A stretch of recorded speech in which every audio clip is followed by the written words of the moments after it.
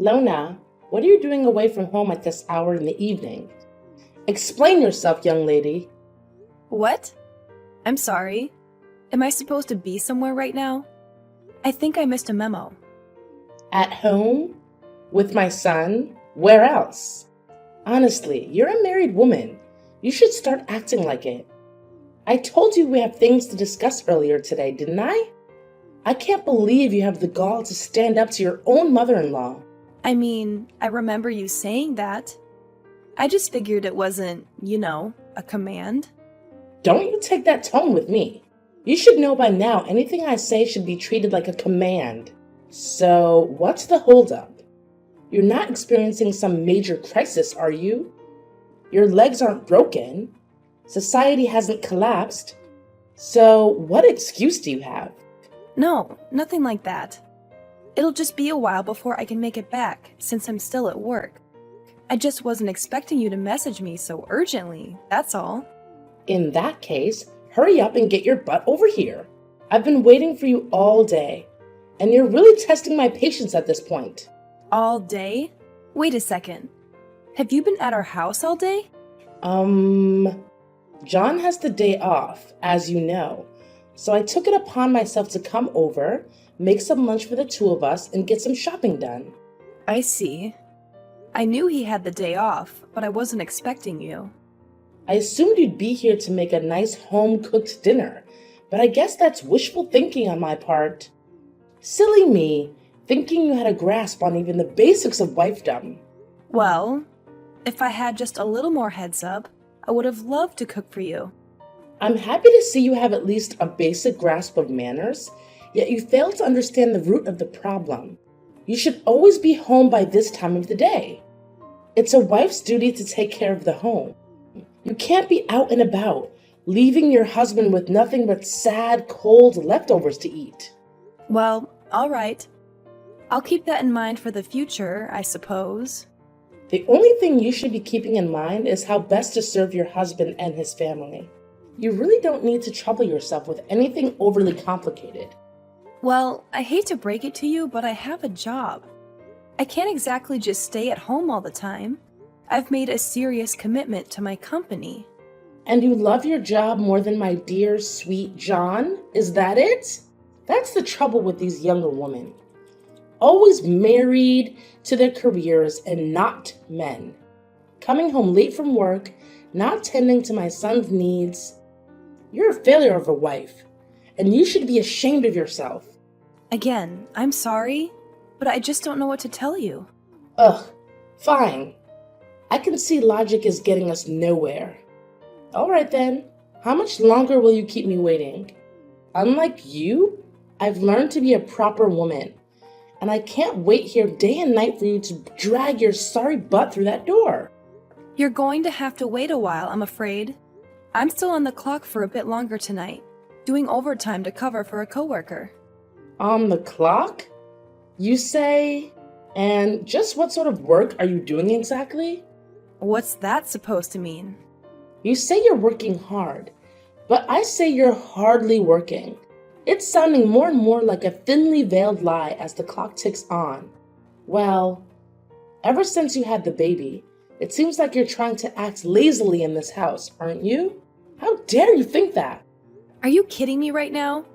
I'm doing my best here. Adjusting to motherhood is like a major challenge. Some days are just like impossible. But instead of understanding that, you just keep nagging at me. Nagging? Oh, please. I'm just calling it as I see it. It's not too much to ask for you to step up and contribute more to the household duties like a true wife. You're being unreasonable about this. Tell me, is this not the real reason you're being angry at me right now? You're being angry because the child is a girl, not a boy, right? Why do you just keep complaining about this? A boy or a girl, it's just fine. What's wrong with having a girl? Tell me. And most importantly, John is still very happy about that. To be honest, you're our mom. So instead of getting irritated at me, you should actually be happy for us. What?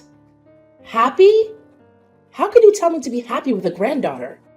Remember, John is the only son in this family, so of course his wife must have the responsibility to give me a grandson. This child will be the future heir, so it must be a boy. I told you thousands of times, this child is useless, so aborting it will cause no harm. But you never seem to listen to me. Mom, I can't believe you're still stuck on this outdated notion of a male heir. It's incredibly frustrating to hear you dismiss the value of our child simply because she's a girl. This kind of thinking is harmful and unfair. Harmful? Unfair? Oh, please. You just don't understand the importance of carrying on the family name and tradition. It's not about dismissing our child. It's about ensuring a secure future for our family. Mom, our child's worth is not determined by their gender or their ability to be an heir. They deserve love and support regardless. It's time to let go of these rigid expectations and embrace the idea that girls can be just as successful and capable as boys. Oh, spare me the modern-day speeches, Lona. You're so naive. Our world today is still a place where men hold more power and influence.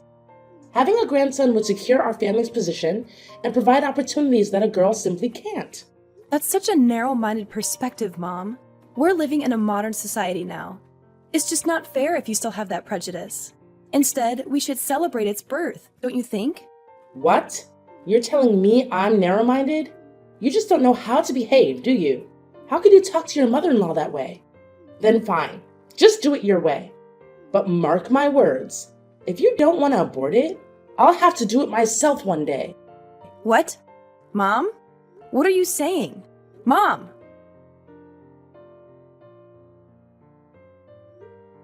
John, darling, can I talk to you right now? There's something I want you to hear right away. Oh, hey, Lana, what's wrong? You sound in a hurry. Perhaps, did something serious happen to you? No, I'm okay. Nothing happened. I see, that's good. Then, what's that? Well, it's about Mom. What's with Mom? She's scolding you again? If that's the case, I'm really sorry for that. I have told her several times before, but she didn't seem to listen to me even one word. Well, it's true that Mom was angry with me, but this time she even warned me that she would make our baby disappear. Wait, what? She said so? Yes. I'm so worried right now. Do you think that something will happen to our daughter? I'm so scared. Calm down, Lana. Things are not that serious. My mom is not that cruel, believe me. She would not do something like that. I think she was just speaking out of anger and frustration. But I understand why you're worried. Let's talk to her and try to clear things up. I hope you're right, John. It's just that her words were so harsh and it really shook me. I never thought she would say something like that about our baby. I know she has strong beliefs about having a male heir, but threatening our child's safety is going too far. I agree, Lana. It's unacceptable for her to use our child as a pawn in our expectations. But let's approach her with compassion and understanding. Maybe we can help her see the error in her words and make her realize that our baby's well-being should be the priority. I want to believe that she didn't mean it. It was just a moment of anger. But it's hard not to worry when someone you love and trust says something so alarming. I hope we can find a way to make her understand how important our child is to us. We'll find a way, Lana. Our baby deserves to grow up in a supportive and loving environment, free from such negativity. Let's have a calm and honest conversation with Mom, expressing our concerns and emphasizing the importance of acceptance and unconditional love. I appreciate your reassurance, John. I know you've always been a bridge between me and your mom, and I hope this time won't be an exception. It's just difficult for me to comprehend why she's so fixated on the gender of our child. I know, Lana. It's frustrating for me too. But change takes time, and sometimes it's hard for people to let go of deeply ingrained beliefs. We can't force her to change overnight, but we can slowly make her understand and hope that she'll come around eventually. You know it, right? It's okay for me if it's just a simple conversation. But it seems that Mom is gradually crossing the border. It's just so pressing these days. I don't know what to do about that, John. That's awful. Well, Lana, do you think we should move out? It would be a better option for you and also the baby. That could be an idea. Dad will agree, but I don't think it would be the same for Mom. She wouldn't want you to leave. You're her only son. I understand your concern, Lana. It won't be easy for Mom to accept the idea of us moving out. She might feel like we're abandoning her or breaking away from the family tradition. However, we need to prioritize our own well-being and the well-being of our child. We can't let her unreasonable expectations and anger continue to affect us. I'm really worried about the baby too. It's a difficult situation, John. To be honest, I want to create a loving and supportive environment for our child, free from the toxicity that Mom's beliefs bring. However, I also don't want to strain the relationship between you and your mom. It's a challenging decision for me. You know, I'm her daughter-in-law, so it's terrible to leave them like that. I really want them to observe the development of our daughter. I understand your concerns, Lana, but we can't let fear of straining the relationship hold us back from doing what's best for our family. We need to have an open and honest conversation with Mom, explaining our reasons for considering moving out. I think after moving out, we could still sometimes visit her, right? It's not like we cut ties with her or something. It's just a matter of distance, don't you think, Lana? Well, if you say so, then it's okay. But please be careful. I don't want her to feel offended and being left out. Old people are easily emotional sometimes. Don't worry, Lana. I'll be careful with her. Lona! Lona! Why is this house such a mess? Where are you right now? Don't tell me you're somewhere sleeping again. How could you be so lazy like that? What? How could you still order me to do the household chores? Don't you even want to ask about my condition right now? What a brutal mother-in-law you are. Ugh. Seriously? You're always coming up with some excuse, aren't you? I've heard them all, Lona. But fine. Go ahead and share your brilliant reason for not doing the housework. I'm all ears, like I have a choice. Okay then, I'll just spit it out to you. I'm at the hospital right now. Don't you remember that you pushed me down the stairs yesterday? It was so cruel of you to do that to me, and to the baby as well. Wait, what? Is there something happening to the baby? Is she dead? Oh my God, what a pity. But you shouldn't be worried about that. We still have a chance to have another, right? No big deal. What?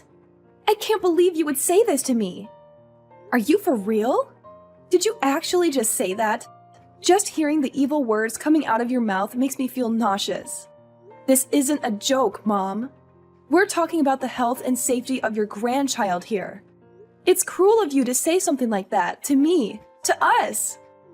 Oh, come on, Lona. Don't be so dramatic. I didn't mean it like that. You know I didn't. I was just trying to lighten the mood, with a little dark humor. No need to get all worked up about it. Dark humor? Really, Nira? This is not the time or place for your so-called jokes. Don't you feel any sympathy for your own grandchild? Do you really want it just to get out of your sight? How could you do that to her? Fine, but just tell me what happened. She's dead, right? Ugh, what? So you just want her to disappear, right? But I have to disappoint you. She's totally fine. That's great. Well, who do you think I am? I just feel inconvenient every time I think of having a granddaughter. You should have thought of this when you decided to reject my words and keep the baby. And moreover, how dare you force my son to move out with you? He's my only son. Instead of that, why don't you just move out with your stupid, useless daughter? Don't even dream of persuading my son to participate in your stupid plan. I'll never allow that. You're misunderstanding things. I didn't force him to do that. We just want to move out so that we could live independently. You know, we need our own space and privacy. Blah, blah, blah. I don't care whatever you say. Don't try to make excuses for yourself. It's driving me nuts. At first, I thought if the baby no longer existed, then John would never listen to any of your words. So I pushed you down those stairs. Just look at how much trouble she's created for our family. But wow, you're lucky to still keep her alive until now. What on earth are you talking about? You meant to kill her, right? I can't believe it. What kind of a grandma are you? Even if you hate her that much, it still couldn't be the reason why you would want to kill her. It's your son's child, and it's also your granddaughter. All I can say is that you're being out of your mind. What? Granddaughter? She's not my granddaughter. I don't have a granddaughter. I only accept a grandson. But okay, fine, whatever. I guess I can't say anything right in your eyes. Sorry for not being perfect like you. I'll just shut up now and let you play the victim card, as usual. Oh, so now you're blaming everything on me? It's still my fault to put myself in the hospital, and I was nearly about to lose my child? What kind of logic is that? And I don't need you to shut up or anything. I need you to listen and support me, your daughter-in-law. Is that too much to ask? Well, apparently everything I say is wrong. So why should I bother? You know what, Lona? Deal with your own problems. I'm tired of walking on eggshells around you and your never-ending drama. And one more thing. I'm not going to apologize for anything. In fact, maybe this is a valuable lesson for you. Maybe you should learn how to behave like a nice daughter-in-law and stop causing so much trouble. Have you ever considered that? Your words are truly baffling, Nira. Instead of acknowledging your own mistakes and showing some compassion, you continue to deflect and belittle me.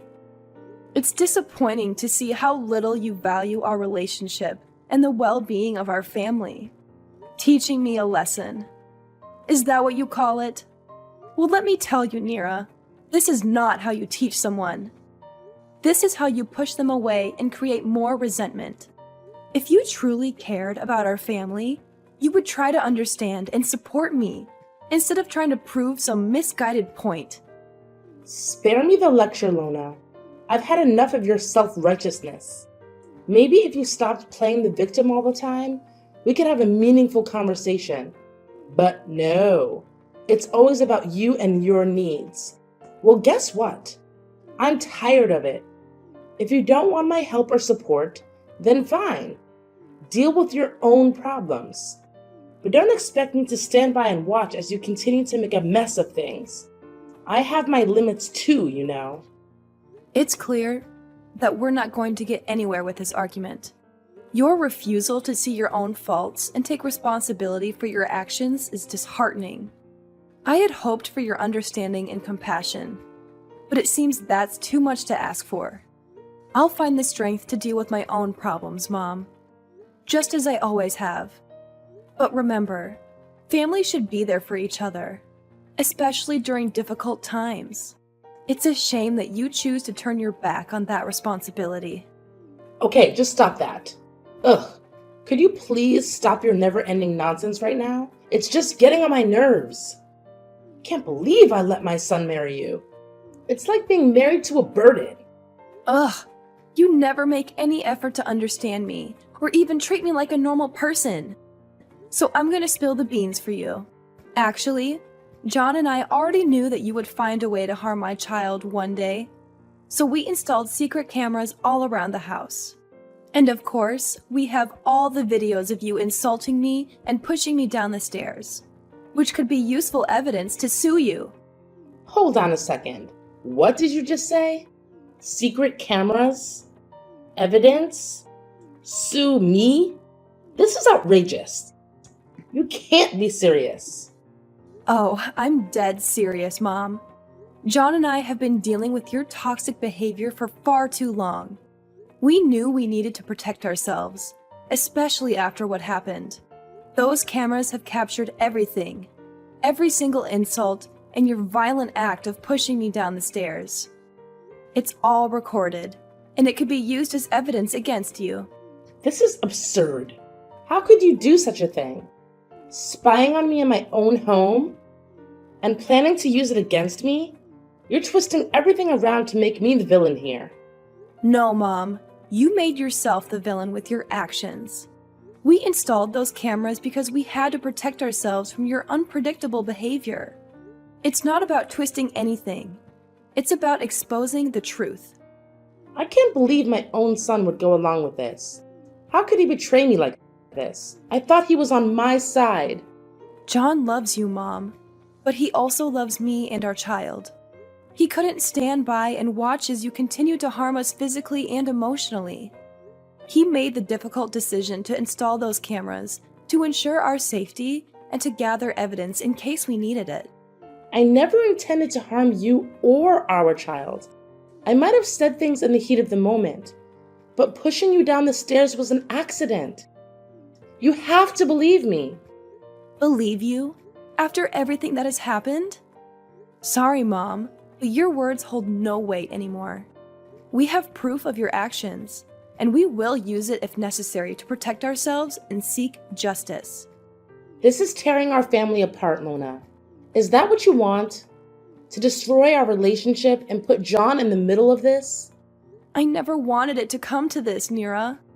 I wanted a peaceful and harmonious family, but your constant disrespect and aggression forced us to take drastic measures. We need to prioritize our safety and the well-being of our child. Oh, and one more thing. Well, Mom, I'll give this to Dad so he can see all the evil things you've done to me. I used to hide these from Dad just to protect you, but you've crossed the line. You hurt me so much that I couldn't pretend like nothing's happened. I almost nearly lost my own blooded daughter. I can't take it anymore, you know?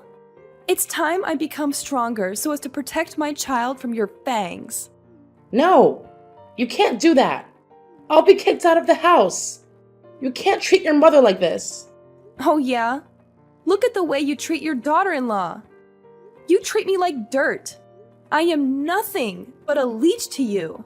I'm just simply repaying everything. I don't know what to say. I never imagined it would come to this. I'm really sorry for everything that has happened. I never meant to cause any harm. It's too late for apologies now, Mom. The damage has been done. We'll have to deal with the consequences and find a way forward, whether it's through legal means or otherwise. It's time to face the reality of our situation. I need some time to process all of this. I never wanted things to turn out like this. I hope you can find a way to repair our fractured family, but it won't be easy. But we could certainly do it together, right? We are family. So you're supposed to help me with this. Aren't you going to ruin your mother-in-law's life? You wouldn't want that, would you? Of course not. I can't forgive you for what you've done. You've hurt me and my family deeply. You even wanted to kill my daughter. You're a monster. I'll never let my family or my daughter go near you. Who knows when you're gonna make plans to kill us one more time? I know I have. And I'm so sorry. I never meant to hurt you. I was just so afraid of losing our family. I lost control.